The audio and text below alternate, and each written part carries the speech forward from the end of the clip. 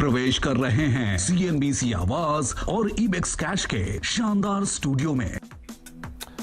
नमस्कार, CNBC आवाज और इबेक्स कैश के स्टूडियो से आप देख रहे हैं कंज्यूमर अड्डा और आपके साथ मैं हूं विपिन भट्ट। और आज हम बात करेंगे पॉडकास्ट की और इसीलिए हम कह रहे हैं पॉडकास्टर ब्राइट है फ्यूचर, क्योंकि पिछले 1 से 1.5 साल में आप इसे कोरोना का एक बेहतर साइड इफेक्ट भी कह सकते हैं, पॉडकास्टिंग के या पॉडकास्टिंग को सुनने वाले लोगों की संख्या तेजी से बढ़ी है, लोगों का इंटरेस्ट इसमें तेजी से बढ़ा है। और अगर ऐसा हुआ है तो इसमें फिर रेवेन्यूज या कमाई के मौके भी तेजी के साथ बढ़े हैं।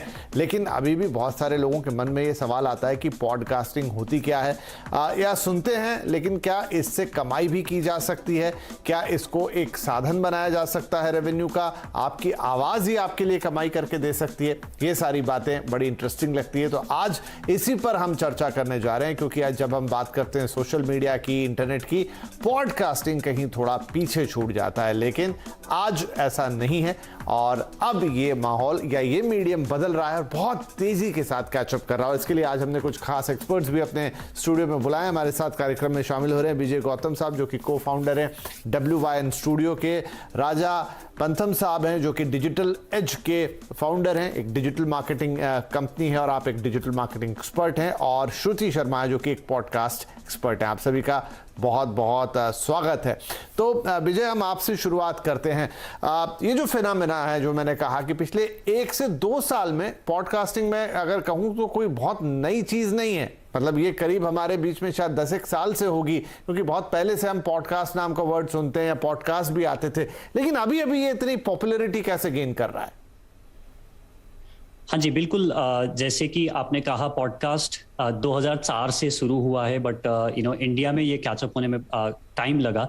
बट 2017 में मैंने अपना पॉडकास्ट शुरू किया था। तब इंडिया में देयर वर 25 मिलियन लिसनर्स थे पॉडकास्ट के, और वहीं पे आज 100 मिलियन ऑलमोस्ट लिसनर्स पिछले साल 2021 में थे। तो ये बहुत ही तेजी से इसलिए भी ग्रो कर रहा है क्योंकि वीडियो या विजुअल जो मीडियम होता है, उस मीडियम में आपको प्राइमरी एक्टिविटी है, मतलब आपको स्क्रीन में रहने की जरूरत होती है। वहीं पे आप पॉडकास्ट गाड़ी ड्राइव करते वक्त, या आप जॉगिंग करते वक्त, या आप खाना बनाते टाइम, ये एक सेकेंडरी एक्टिविटी होता है जो आप कभी भी सुन सकते हैं। कुछ और एक्टिविटीज के साथ आप इसको सुन सकते हैं। इस वजह से काफी सारे लोगों को स्क्रीन से भी एक फटीग हुई है। अभी सारा जूम में मीटिंग्स और क्लासेस लगाते लगाते लोग स्क्रीन से एक ब्रेक चाहते हैं, और वहां पे एक पॉडकास्ट एक बहुत ही बेहतरीन मीडियम हो जाता है। तो इसके लिए भी काफी एडाप्टेशन पॉडकास्ट को तो यहाँ पर फिर मेरे मन में एक दूसरा सवाल आता है, उसका जवाब मैं श्रुति से चाहूंगा कि श्रुति, समझ में आ गई ये बात जैसे एक्सप्लेन किया गौतम ने कि भाई आपको स्क्रीन की जरूरत नहीं है और आप कुछ भी काम करते समय उसको सुन सकते हैं। तो ये सारे काम तो हम रेडियो पे भी कर लेते हैं, और FM रेडियो की तो क्वालिटी भी इन दिनों बहुत शानदार है, बहुत अच्छे स्टेशन है, बहुत अच्छे उसमें प्रोग्रामिंग होते हैं। फिर ये रेडियो से कैसे अलग हुआ? तो मेजर डिफरेंस जो एक रेडियो और एक पॉडकास्ट में है वो ये है कि पॉडकास्ट का कंटेंट आप कभी भी डाउनलोड करके कभी भी सुन सकते हैं। जैसे रेडियो में रिस्ट्रिक्शंस होते हैं कि जब वो एयर हो रहा है तभी आपको सुनना पड़ेगा। पॉडकास्ट के साथ ऐसा नहीं है। पॉडकास्ट के साथ आप डाउनलोड कीजिए, जितने एपिसोड्स डाउनलोड करने हैं उतने कीजिए, जब आपको सुनना है तब सुनिए। अगर आप नो नेटवर्क एरिया में भी हैं तब भी आप सुन सकते हैं।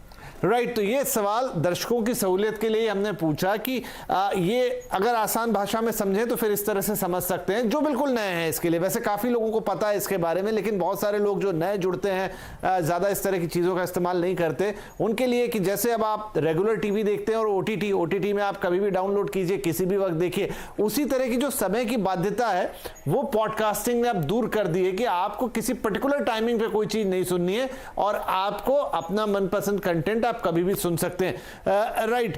राजा साहब, ये बताइए कि फिर ये जो तीसरा फैक्टर है जो पॉपुलैरिटी गेन करने वाला है, देखिए तो फिर आ जाती है बात कंटेंट पे। क्या पॉडकास्टिंग में इन दिनों इतने बेहतरीन कंटेंट आ रहे हैं जो मैं अलग से सुनना चाहूंगा? Thank you. पहली बात, मेरा नमस्कार CNBC आवाज दर्शकों के लिए। यस, आप जैसे बता रहे हो, ये कंटेंट पॉपुलैरिटी जो है, इफ यू ब्रिंग इट, मतलब पॉपुलैरिटी को आप शुरुआत में लेके आप पॉडकास्ट शुरू करना चाहते हो, आप शायद कहीं नहीं पहुंच पाओगे। अगर जैसे कंटेंट की बात होती है, देखिए हम कंटेंट की बात करते हैं तो 3 तरीके के कंटेंट, टेक्स्ट हो गया, विजुअल हो गया, ऑडियो हो गया। तो हम बात कर रहे हैं कि ऑडियो कंटेंट जो बंदा गाड़ी चलाते वक्त सुनना चाहता है उसको क्या पसंद है। एक हो गया एजुकेशन, दूसरा हो गया एंटरटेनमेंट, तीसरा हो गया कम्युनिटी न्यूज।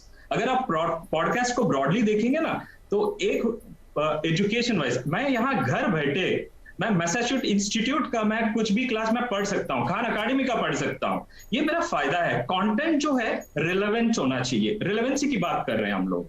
अगर आप एंटरटेनमेंट में जा रहे हो, बहुत सीधी बात आप बोल सकते हो या फनी वे में भी आप बोल सकते हो। ऐसा नहीं कि आप एंटरटेनमेंट चूज कर रहे हो आपका निश और आप बहुत गहरी बात बोल रहे हो, बहुत आवाज आप हल्का नहीं रखते हो, तो शायद आपको पॉडकास्ट लिसनर्स नहीं मिलेंगे जितना आप उम्मीद करते हो। अगर popularity is a long way to go, अगर पॉपुलैरिटी दिमाग में लगा कि आप कभी भी पॉडकास्ट शुरू मत कीजिए।